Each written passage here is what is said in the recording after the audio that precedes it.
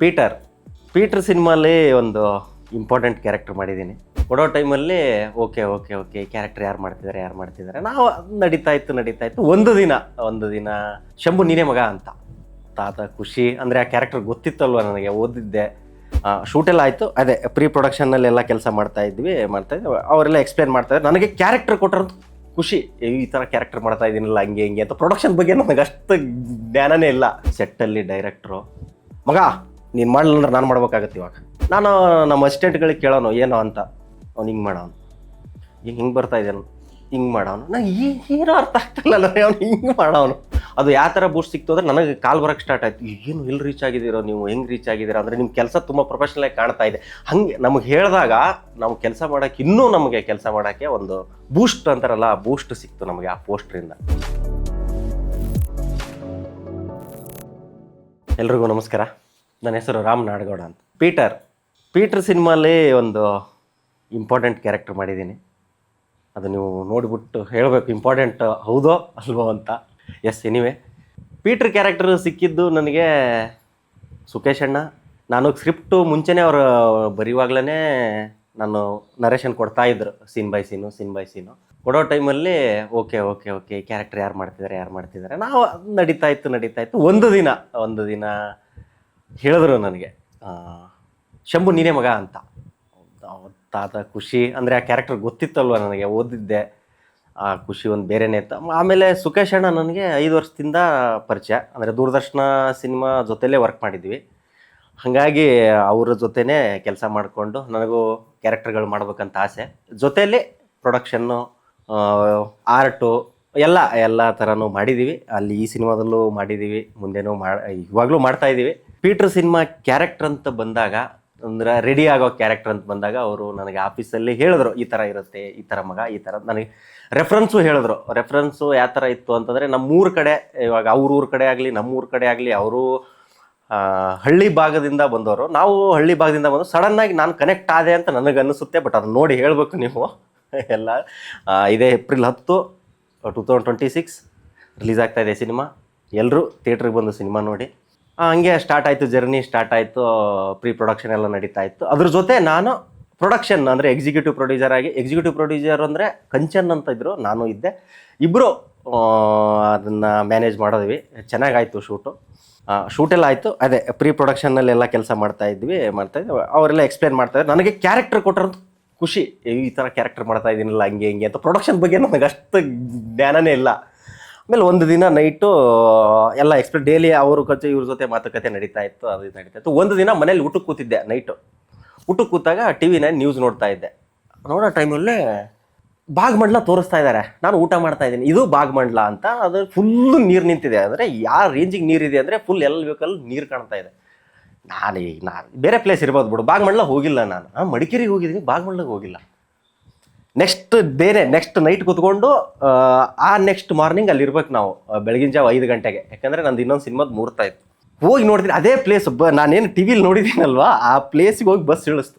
ವಾಹ್, ಅದು ನೀರು ನೋಡ್ಬಿಟ್ಟು ಮಳೆ ಅಂದರೆ ಮಳೆ. ಆ ಮಳೆಯಲ್ಲಿ ಏನೋ ಓಕೆ ಮಾಡ್ಕೊಂಬಂದಿದ್ದೀವಿ. ಓಕೆ ಅನ್ನೋಕ್ಕಿಂತ ತುಂಬ ಚೆನ್ನಾಗಿ ಮಾಡಿದ್ದೀವಿ. ಅದೇ ಕ್ಯಾರೆಕ್ಟ್ರು ಮತ್ತು ಪ್ಲಸ್ ಪ್ರೊಡಕ್ಷನ್ನು ಎರಡೂ ಕಷ್ಟ ಆಗ್ತಿತ್ತು. ಅಂದರೆ ಕ್ಯಾರೆಕ್ಟ್ರ್ ಪ್ರಿಪ್ರೇಷನ್ ಆಗುವಾಗ ಸೆಟ್ಟಲ್ಲಿ ಡೈರೆಕ್ಟ್ರು, ಮಗ ನೀನು ಮಾಡಲಿಲ್ಲ ಅಂದ್ರೆ ನಾನು ಮಾಡ್ಬೇಕಾಗತ್ತೆ ಇವಾಗ. ಅಂದರೆ ಆ ಒಂದು ಮೂಮೆಂಟ್ ಆರ್ಟಿಸ್ಟ್ಗೆ ಅಲ್ಲಿ ಸೆಟ್ಟಲ್ಲಿ ಆಗಿದ್ದು. ನಾನು ನಮ್ಮ ಅಸಿಸ್ಟೆಂಟ್ಗಳಿಗೆ ಕೇಳೋನು ಏನೋ ಅಂತ, ಅವ್ನು ಹಿಂಗೆ ಮಾಡೋನು, ಹಿಂಗೆ ಬರ್ತಾ ಇದ್ದಾನು, ಹಿಂಗೆ ಮಾಡೋನು. ನಂಗೆ ಏನೋ ಅರ್ಥ ಆಗ್ತಿಲ್ಲ, ಅವ್ನು ಹಿಂಗೆ ಮಾಡೋನು. ಫಸ್ಟ್ ಡೇ ಪ್ರಾಬ್ಲಮ್ ಆಯಿತು. ಚೆನ್ನಾಗಿ ಬಂದಿದೆ ಅಂತ ನಮ್ಗೆ ಅನ್ನಿಸ್ತಾ ಇದೆ. ನೀವು ನೋಡಿ, ಏಪ್ರಿಲ್ 10 ರಿಲೀಸ್ ಆಗ್ತಾಯಿದೆ. ಇವಾಗ ನಾನೊಂದು ಕ್ಯಾರೆಕ್ಟ್ರು, ಪೀಟರ್ ಹೀರೋ, ಆಮೇಲೆ ಕಂಚನ್ ಆಗಲಿ, ಮತ್ತು ಜಾನ್ವಿ ಅವರಾಗಲಿ, ರವೀಕ್ಷಾ ಅವರಾಗಲಿ ಮಾಡ್ತಾಯಿದ್ವಿ. ಎಲ್ಲ ಚೆನ್ನಾಗಿ ಮಾಡಿದ್ವಿ, ಎಲ್ಲ ಚೆನ್ನಾಗಿ ಬಂದಿದೆ. ಬಟ್ ನನ್ನ ಕೋಆರ್ಡಿನೇಷನ್ನು, ನಮ್ಮ ರಾಜೇಶ್ ಅವರಾಗಲಿ, ನನಗೆ ಕಂಚನ್ ಅವರಾಗಲಿ ಸಿಕ್ಕಂಥ ಸಪೋರ್ಟು ಸೆಟ್ಟಲ್ಲಿ ತುಂಬ ಚೆನ್ನಾಗಿತ್ತು. ಏನು ಗೊತ್ತಿಲ್ಲಾರ್ದು ನನಗೆ ಹೇಳ್ಕೊಂಡು, ನನಗೆ ಎಕ್ಸ್ಪೀರಿಯೆನ್ಸ್ ಇರಲಿಲ್ಲ, ಅಷ್ಟು ಇತ್ತು. ಬಟ್ ನಾನು ಥಿಯೇಟ್ರ್ ಬ್ಯಾಕ್ಗ್ರೌಂಡಿಂದ ರಾಜೇಶ್ ಅವರು ಕ್ಯಾಮ್ರಾ ಮುಂದೆ ಮಾಡಿ ನನಗೆ ತುಂಬ ಹೆಲ್ಪ್ ಆಯಿತು ಆ ಟೈಮಲ್ಲಿ. ಕಂಚನ್ನು ಅಷ್ಟೇ, ಪ್ರೊಡಕ್ಷನ್ನಿಂದ ಬಂದಾಗ ನಾನೇ ಆ್ಯಕ್ಟಿಂಗ್ ಮಾಡುವಾಗ ನಾನು ಮಾಡ್ತೀನಿ, ಅವನು ಅದನ್ನು ವಹಿಸ್ಕೊಂಡು.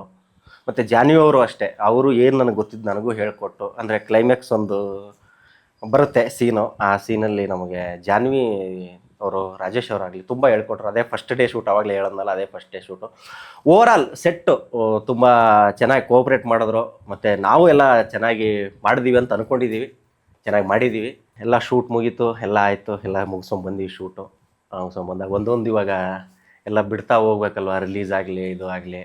ಫಸ್ಟ್ ಪೋಸ್ಟ್ರು ಬಿಟ್ಟಿವಿ ನಾವು. ಅದು ಪೋಸ್ಟ್ರು ಅನೌನ್ಸ್ ಮಾಡಿದ್ದು ನಮಗೆ ತುಂಬ ಅಂದರೆ ತುಂಬ, ನಮಗೆ ಅದು ನಮ್ಮ ಫ್ರೆಂಡ್ಸ್ ಆಗಲಿ ಇಂಡಸ್ಟ್ರಿಲಿರೋರಾಗಲಿ ಈ ತುಂಬ ರೀಚ್ ಆಗುತ್ತೆ ಅಂತ. ಒಂದು ಗಾಡಿ ಅಂದರೆ ಬೈಕ್ದು ಒಂದು ಪೋಸ್ಟ್ ನಮ್ಮ ಡಾಲಿ ಧನಂಜಯ್ ಅವರು ಮತ್ತು ನಮ್ಮ ವಿಜಯ್ ಸೇತುಪತಿ ಅವರು ಅವರವರು ಇನ್ಸ್ಟಾಗ್ರಾಮಲ್ಲಿ ಅವರು ಸೋಷಿಯಲ್ ಮೀಡಿಯಾದಲ್ಲಿ ಹಾಕೊಂಡಾಗ ನಮಗದು ಬೂಸ್ಟ್ ಬೇರೆ ಥರನೇ ಸಿಕ್ತು.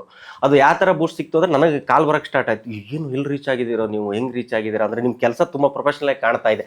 ಹಾಗೆ ನಮಗೆ ಹೇಳಿದಾಗ ನಾವು ಕೆಲಸ ಮಾಡೋಕ್ಕೆ, ಇನ್ನೂ ನಮಗೆ ಕೆಲಸ ಮಾಡೋಕ್ಕೆ ಒಂದು ಬೂಸ್ಟ್ ಅಂತಾರಲ್ಲ, ಆ ಬೂಸ್ಟ್ ಸಿಕ್ತು ನಮಗೆ ಆ ಪೋಸ್ಟ್ರಿಂದ. ಅದಾದಮೇಲೆ ಅದು ಆಗ್ತಾ ಆಗ್ತಾ ಹಂಗೆ ಸಾಂಗ್ ಇವೆಂಟ್ ಮಾಡಿದ್ವಿ. ಸುಂದರಿ ಸಾಂಗ್ ಅಂತೂ ಎಲ್ಲ ಕೇಳಿರ್ತೀರ, ನಾನೇನು ಹೇಳೋದೇನಿಲ್ಲ.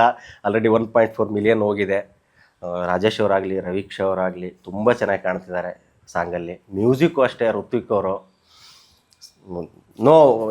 ಏನು ಮಾತಾಡೋಂಗಿಲ್ಲ. ನನ್ನ ಫ್ರೆಂಡ್ಸ್ ಕಮೆಂಟ್ಗಳು ಇವತ್ತಿಗೂ ಆ ಸಾಂಗ್ ಬಗ್ಗೆನೇ ಮಾತಾಡ್ತಾರೆ. ಇದು ಗುಡ್ ಸಾಂಗ್, ಗುಡ್ ಮ್ಯೂಸಿಕ್. ಅಂದರೆ ಓವರಾಲ್ ಸಿನಿಮಾ ಮ್ಯೂಸಿಕ್ ಬಗ್ಗೆ ಮಾತಾಡೋಂಗೇ ಇಲ್ಲ. ತುಂಬ ಚೆನ್ನಾಗಿ ಬಂದಿವೆ ಸಾಂಗ್ಗಳು, ಎಲ್ಲ ಸಾಂಗು. ಸುಂದರಿನೂ ಚೆನ್ನಾಗಿದೆ. ತಾಯೇ ಬಿಟ್ಟಿವಿ ನೆಕ್ಸ್ಟು.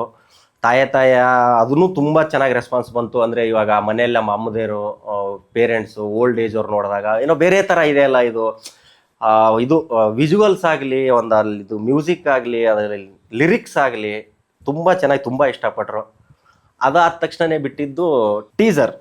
ಮೇನ್ ನಮ್ಮ ಇಷ್ಟೊತ್ತು poster Dhananjay, Daali okay help ಬಂತು, ಎಲ್ಲ ಆಯಿತು ಎಲ್ಲ. ಬಟ್ ಇವಾಗ ಸಿನಿಮಾ ಮೇನ್ ಕಂಟೆಂಟು ಟೀಸರ್ ಬಿಟ್ಟಾಗ ನಾನು ಬೆಂಗಳೂರಲ್ಲಿ ಇರಲಿಲ್ಲ. ಆ್ಯಕ್ಚುಲಿ ನಾನು ಹಾಸ್ಪಿಟಲಿದ್ದೆ. ನೋಡಿ ಸ್ಟನ್ ಆಗಿದ್ದೆ. ಆ್ಯಕ್ಚುಲಿ ನಾನು ಟೀಮ್ ಓನ್ ಅಂತ ನಾನು ಹೇಳ್ಕೊತಾ ಇಲ್ಲ, ಬಟ್ ನಾನಿರೋ ಸುತ್ತಮುತ್ತ ಇರೋ ಫ್ರೆಂಡ್ಸ್ ಎಲ್ಲ ತುಂಬ ಹೊಗಳಿದ್ರು ಟೀಸರ್. ನೀವು ಟೀಸರ್ ನೋಡಿರ್ತೀರಾ, ತುಂಬ ಇಷ್ಟ ಆಗಿರುತ್ತೆ. ಅದ್ಭುತ ರೆಸ್ಪಾನ್ಸು ಟೀಸರು, ಶಾರ್ಟ್ಗಳಾಗಲಿ, ಎಲ್ಲ ಕ್ಯಾರೆಕ್ಟರ್ಗಳಾಗಲಿ, ಅವ್ರ ಲುಕ್ಗಳು. ಬಟ್ ಏನೂ ಬಿಟ್ಕೊಟ್ಟಿಲ್ಲ, ಆ ಸಸ್ಪೆನ್ಸನ್ನು ಇಟ್ಟಿದ್ದೀವಿ. ತುಂಬ ಚೆನ್ನಾಗಿ ಟೀಸರ್, ತುಂಬ ನಮಗೆ ಚೆನ್ನಾಗಿ ಅಂದರೆ ಎಲ್ಲ ಲ್ಯಾಂಗ್ವೇಜಲ್ಲೂ, ಬರೀ ಕನ್ನಡ ಅಂತಲ್ಲ, ಮಲಯಾಳಂ, ತೆಲುಗು, ತಮಿಳು ತುಂಬ ಸಖತ್ತಾಗಿ ಹೋಗಿದೆ. ಅದ್ರ ಬಗ್ಗೆನೇ ಇನ್ನಾದರೂ ಮಾತಾಡ್ತಾರೆ. ಇವಾಗಲೂ ಪ್ರೆಸೆಂಟ್ ಆ ಶಾರ್ಟ್ಸ್ ನಾವು ಏನಾದರೂ ಕಟ್ ಮಾಡಿ ಹಾಕಿದ್ರೆ, ಟೀಸರ್ದು ಅದು ಇದು ಶಾರ್ಟ್ಸ್ ಇವತ್ತಿಗೂ ರಿಪ್ಲೈ ಬರುತ್ತೆ ನನಗೆ, ಇವತ್ತಿಗೂ ರಿಪ್ಲೈ ಬರುತ್ತೆ. ಅದಾದ ತಕ್ಷಣವೇ ಮತ್ತೆ ಜೋಶು ಜವಾನಿ ಬಿಟ್ವಿ. ಜೋಶು ಜವಾನಿ ಆಬ್ವಿಯಸ್ಲಿ ಒಳ್ಳೆ ಮ್ಯೂಸಿಕ್ಕು.